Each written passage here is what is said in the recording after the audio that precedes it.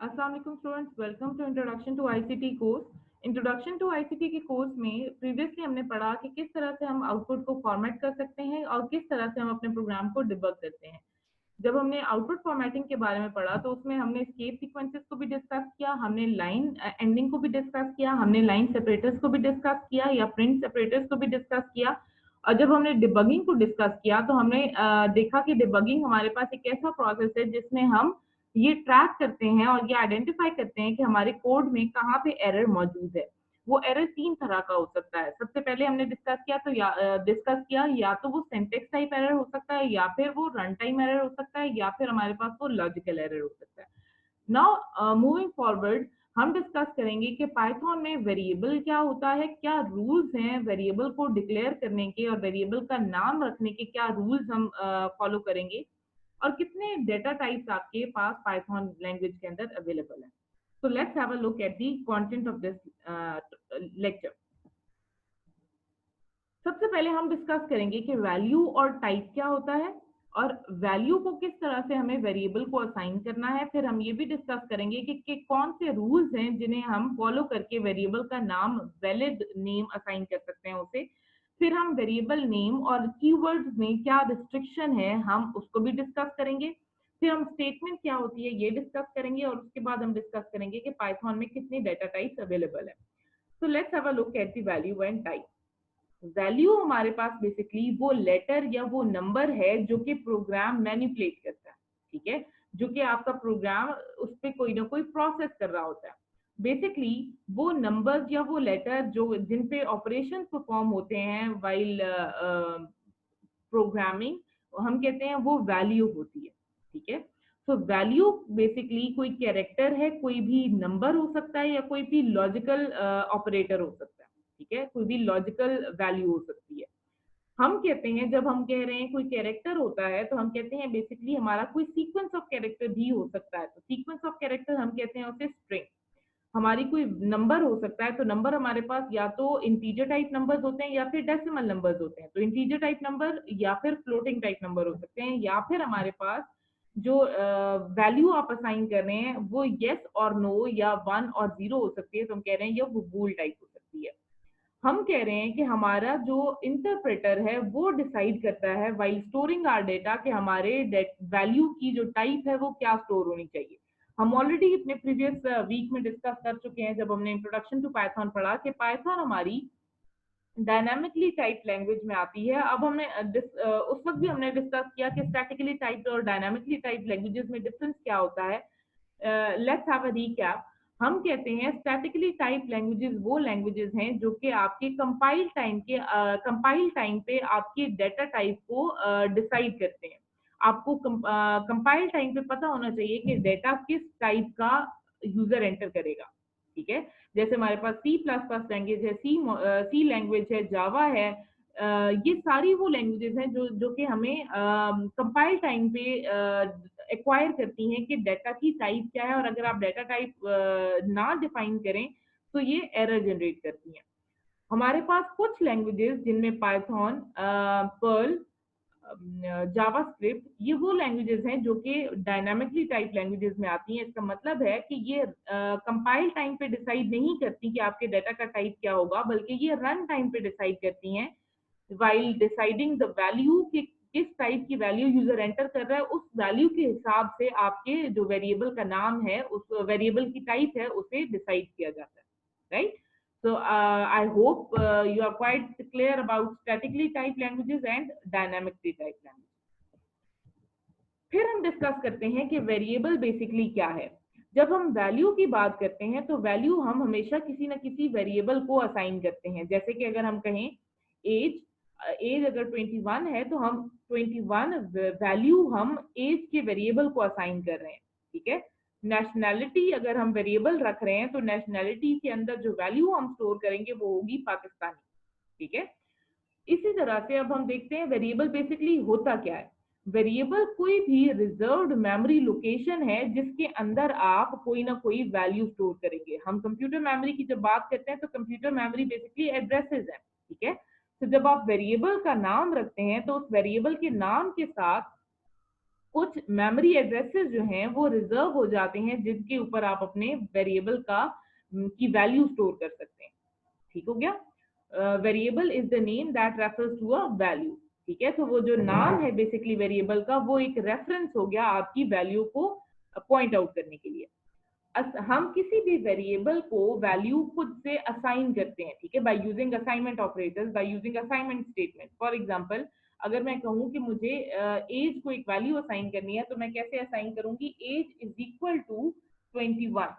ठीक है, so equal is basically assignment operator. Assigning a contact number and referencing it by a contact name is an example of assigning a variable its value. ठीक है, हम examples देखते हैं। Let's suppose हमने एक variable लिया एज और उसको हमने वैल्यू असाइन कर दी 45। ठीक, तो ये जो आगे हमने लिखा हुआ है कमेंट के अंदर, बेसिकली ये जो हैश के बाद कोई भी लाइन आप लिखेंगे इसे हम कहते हैं ये हमारा कमेंट है। ठीक है, कमेंट क्या होता है? कमेंट एक ऐसी लैंग्वेज है जो कि आप अपने प्रोग्राम के अंदर लिख सकते हैं जिसकी कोई सिंटेक्स आपको फॉलो करने की जरूरत नहीं है। आपकी मर्जी है, आप यहाँ पे इंग्लिश में कुछ लिख लें, आप रोमन में कुछ लिख लें, इट्स अप टू यू। आप किसी लैंग्वेज के अंदर भी अपनी आसानी के लिए जब आप बाद में अपना प्रोग्राम ओपन करें तो आपको पता होना चाहिए कि आपने ये काम क्यों किया था। ठीक है, तो comment is for user understanding के यहाँ पे कुछ आप लिख दें ताकि आप जब फ्यूचर में इसको देखें दोबारा से तो आपको क्लियर आइडिया हो जाए कि आपने ये काम क्यों किया था। अच्छा, फिर हमने असाइन किया एज को 456। तो क्या होगा कि जो मेमोरी एड्रेस जहाँ पे पहले 45 स्टोर हुआ था और उस मेमोरी को हमने with the name age refer किया हुआ था, उसके अंदर 45 की बजाय अब वैल्यू स्टोर हो जाएगी 4। 5 की बजाय वो ओवरराइट होके बन जाएगा 456। ठीक है, फिर हमने एक वैल्यू के अंदर एडिशन की है और वो है 6 की। तो क्या होगी? Age plus 6। तो एज से जो वैल्यू आएगी वो 456 होगी और उसमें प्लस 6 किया जाएगा, तो अब एज के अंदर जो वैल्यू स्टोर होगी वो हो जाएगी 462। ठीक है, तो अब यहाँ पे जो वैल्यू असाइन होगी वो हो जाएगी 462। देन हमने एक और वेरिएबल डिक्लेयर किया पाई के नाम के साथ। तो क्या होगा? मेमोरी में पाई के नाम के साथ एक ब्लॉक बनेगा, मेमोरी ब्लॉक बनेगा और उसके अंदर वैल्यू असाइन हो जाएगी 3.1412।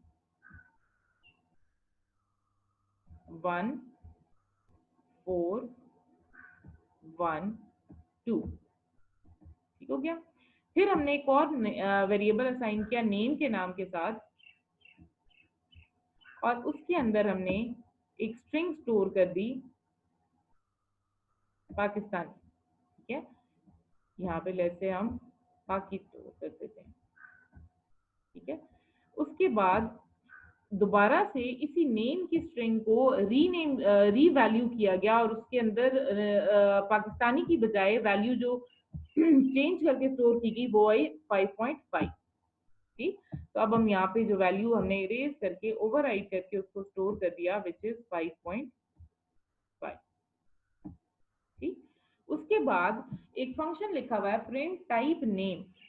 ये बेसिकली क्या करता है? ये हमें बताता है कि नेम की टाइप क्या है। ठीक है, तो लास्ट टाइम अगर हम देखें तो नेम के अंदर जो डाटा हमने स्टोर किया है वो है फ्लोटिंग टाइप। तो हमें क्या बताएगा ये यहाँ पे कि ये जो आपका नेम है वो फ्लोटिंग टाइप है।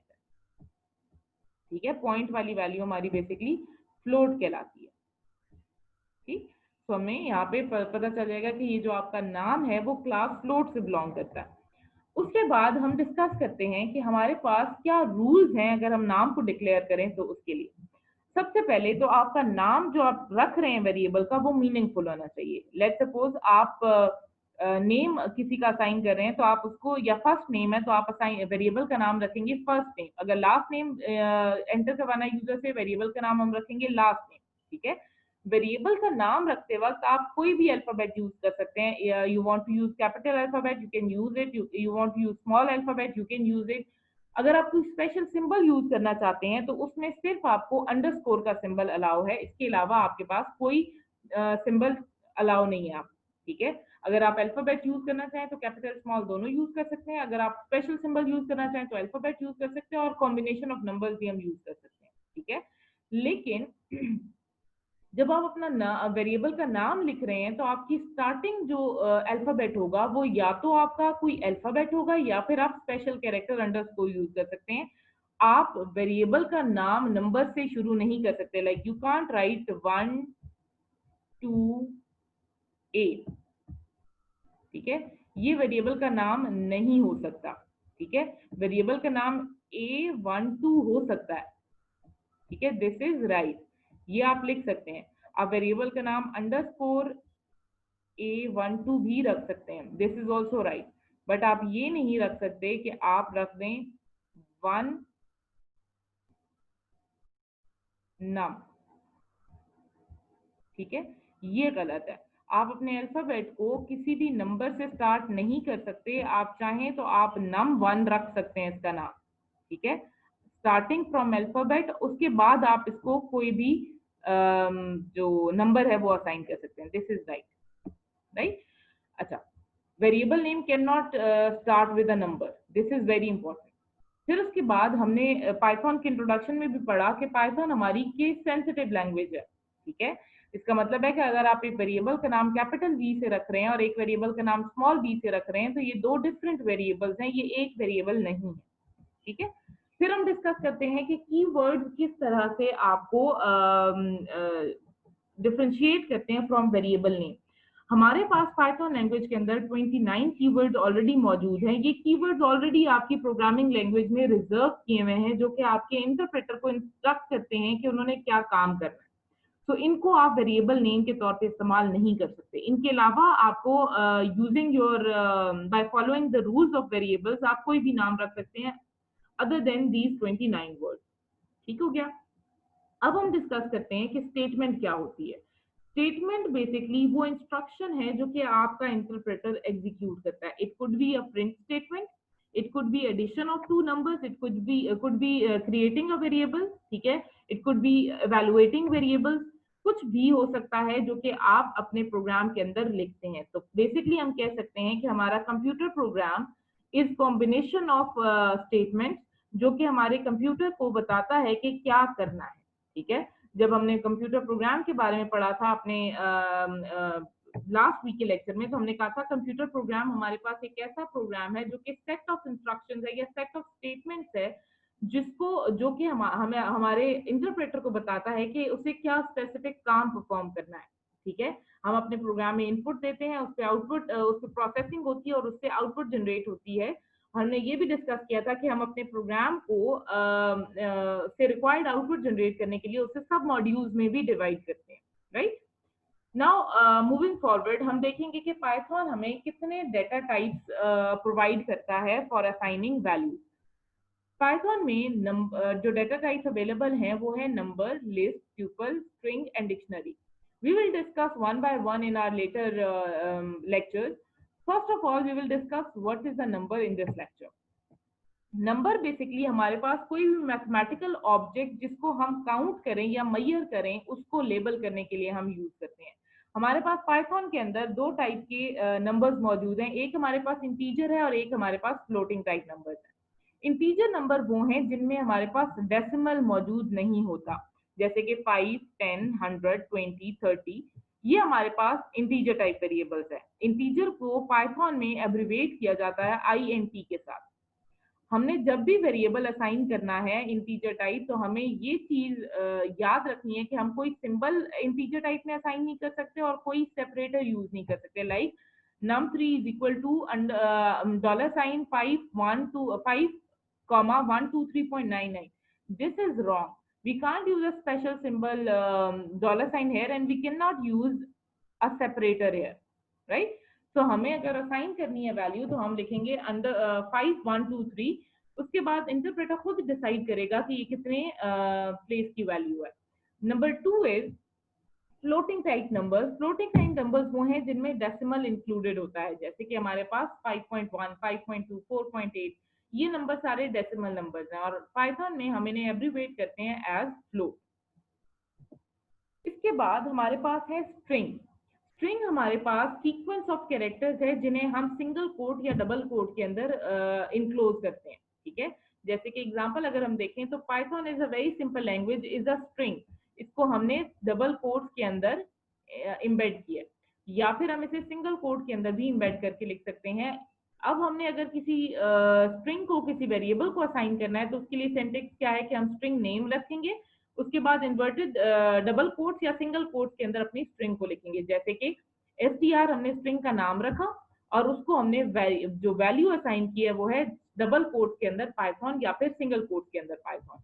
नाउ वी विल सी कि हमारे पास जो हमने पढ़ा है वो हमें समझ आई है कि नहीं। तो उसको देखने के लिए आपको एक चैलेंज दिया गया है, जिसको आपने यहाँ पे स्क्रीन पॉज करके आपने सॉल्व करना है और फिर आपने वीडियो को रिज्यूम करके देखना है कि जो आपने इसका सोल्यूशन निकाला है क्या वही सोल्यूशन निकलना चाहिए था या नहीं। ठीक है, तो हम क्या करेंगे, सबसे पहले चैलेंज ये है कि आपने एक वेरिएबल नेम का डिक्लेयर करना है और उसे वैल्यू असाइन करनी है और स्क्रीन पे प्रिंट करवाना है।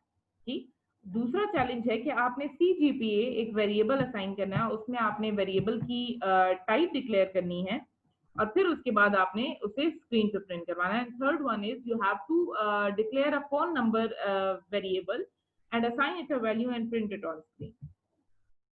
तो हम क्या करते हैं, सबसे पहले हम आईडी ओपन करते हैं, न्यू फाइल ओपन करते हैं और इसे हम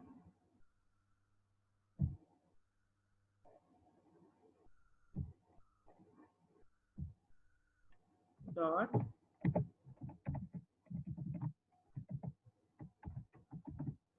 challenge.py के साथ सेव करते हैं।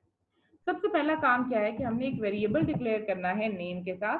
ठीक है, अब आप कैपिटल NAME भी लिख सकते हैं, स्मॉल NAME भी लिख सकते हैं, नेम वन भी लिख सकते हैं। ठीक है, लेकिन आप ये नहीं रख सकते वन नेम, ठीक है, ये गलत है। हम अंडरस्कोर नेम भी रख सकते हैं, ये भी रख सकते हैं। ठीक है, आपकी अंडरस्कोर और अल्फाबेट से आपका वेरिएबल नेम स्टार्ट हो सकता है लेकिन नॉट विद अ नंबर। तो हम क्या करते हैं, हम एक डिक्लेयर करते हैं वेरिएबल नेम का और उसमें हम वैल्यू असाइन कर देते हैं, लेट्स सपोज 5। ठीक है, हम इसको स्क्रीन पे प्रिंट करते हैं,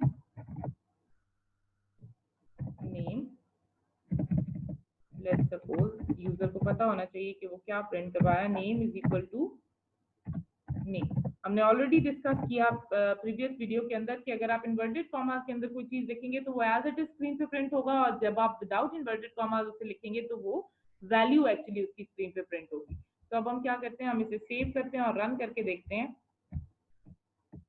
तो हमारे पास name is equal to Faiza print हो गया।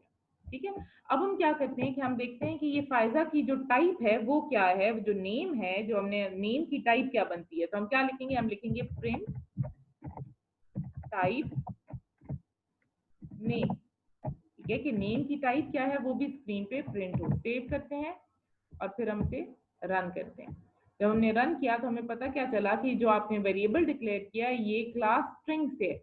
ठीक है, उसके बाद हम CGPA डिक्लेयर करते हैं, CGPA is equal to 3.87 let's suppose, और हम कहते हैं कि हम प्रिंट करवाते हैं CGPA को स्क्रीन पे।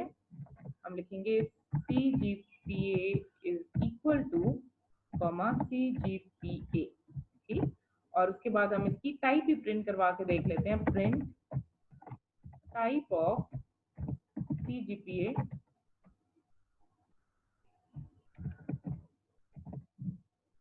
अब हम इसको रन करके सेव करते हैं और फिर हम इसको रन करते हैं, तो हमारे पास CGPA 3.87 प्रिंट होके आ गया। और उसके बाद हमें बता दिया गया कि जो आपका CGPA का वेरिएबल है ये कौन सी क्लास से बिलोंग करता है, ये क्लास फ्लोट से बिलोंग करता है।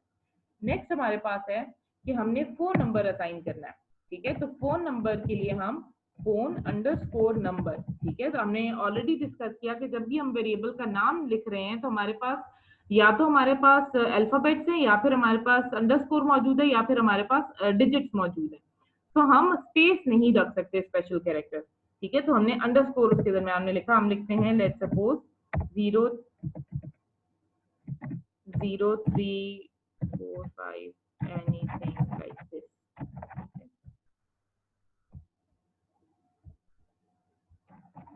कुछ भी नंबर हम असाइन कर देते हैं।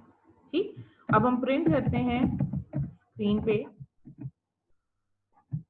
Phone number is equal to phone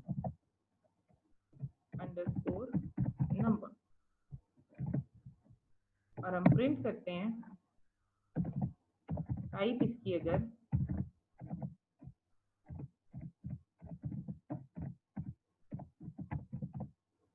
तो हमारे पास स्क्रीन पे दोबारा से स्ट्रिंग लिखा हुआ आएगा, ठीक है, कि फोन नंबर आपने डबल कोट्स में जो कि हमने लिखा था तो ये स्ट्रिंग है, ठीक। अगर मैं इसको डबल कोट्स के बगैर लिखूं, लेट्स सपोज, तो अब मेरे पास इसकी टाइप इंटीजर आनी चाहिए। अच्छा, क्योंकि इंटीजर की लिमिट होती है तो हमने ये बहुत बड़ा नंबर रखा, हम रखते हैं 0345, leading zero in decimal integer not permitted, ठीक है। हम इसको जीरो के साथ नहीं लिख सकते, ठीक है, हम यहाँ पे +92 या प्लस समथिंग कुछ लिख सकते हैं, हम लेट्स सपोज 34 ही रख देते हैं, ठीक। अब हम इसको रन करेंगे तो हमारी स्क्रीन पे प्रिंट हो गया कि ये 34 बेसिकली इंटीजर क्लास से बिलोंग करता है, ठीक है। so that's how we define our variable, that's how we print our statements, that's how we decide what type of variable we have declared, ठीक है, by using type function. That's all for today's lecture.